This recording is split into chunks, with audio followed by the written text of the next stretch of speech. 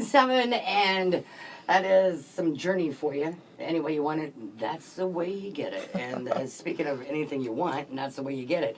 We have Sonia Edwards here from Bryant Insurance, and she's going to talk to us today about one of your friends asked you a question about weird insurance. Yes, we actually had this question's come up twice in this last week, oddly enough, and 2 different clients, and neither one of them are in Graham, but one of them cleans offices for a living, and the other one caters is what they do. Okay, and just like, some people may know that my husband and I used to own a DJ business, and we had the same thing happen to us.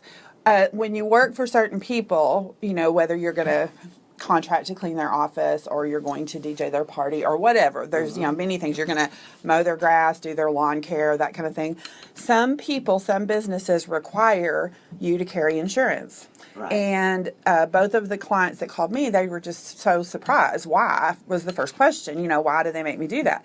And that was the first question my husband asked whenever he found out we had to carry liability insurance. Right. He jokingly said, are they going to make us, are afraid I'm going to play bad music or something? Yeah, which of course, so to try to answer the question of why certain people require vendors, was what they call it, people that work, subcontractors, vendors that work for them to carry insurance, is because, and another example is if you are a tenant, the building that your business operates in is not the owner of that building, right, then a lot of time the landlord will require the tenant to carry insurance. Sure, okay, yeah. So the reason that they do that, I'm not trying to think for them, but I know the risk management insurance reason that they do is because if something happens in that business, so say you're a tenant and your floor is wet, you just mopped it, didn't put out a sign, somebody walks in, they slip and fall, get hurt. Right. Say in the DJ situation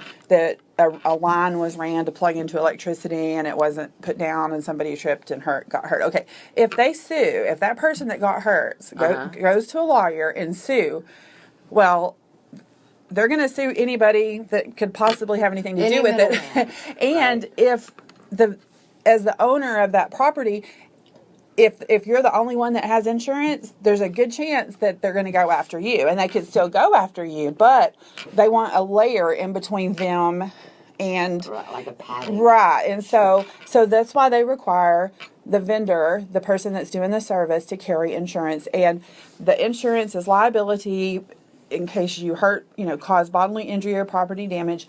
Typically, depending on what kind of service that you're performing, it's usually not very expensive. Right. And, of course, the reason that you would want to buy insurance anyway is because it would protect you. You want that protection. And I know people think, well, what could I possibly do? Well, in our day and age, it's not necessarily what you did. It's what somebody accuses you of doing. And insurance also, liability insurance, also provides defense, which is huge. So if somebody sues you because they tripped over your wire, and you're like, no, I didn't even have a wire laying out there, or my floor wasn't wet, or whatever, and it wasn't your fault, you're going to have to go, if you don't have insurance, you're going to have to go hire a lawyer and pay that lawyer to defend that. Well, if you have liability insurance, the way the policies work is they defend you, and then they pay on your behalf if you're legally liable. So, and again, I'm talking in very general terms. You'd have to talk to us about specific types of liability insurance. But in a nutshell, that's the reason that people that work for, that you do jobs for, if you have a company and your company does jobs for, or even as an individual if you work for a business, not as an employee but as a contractor, that they're going to want you to carry insurance. So now, can you get these policies on short term, or you can depending on the situation. If you're only going to do something once, there's special event policies that can be purchased.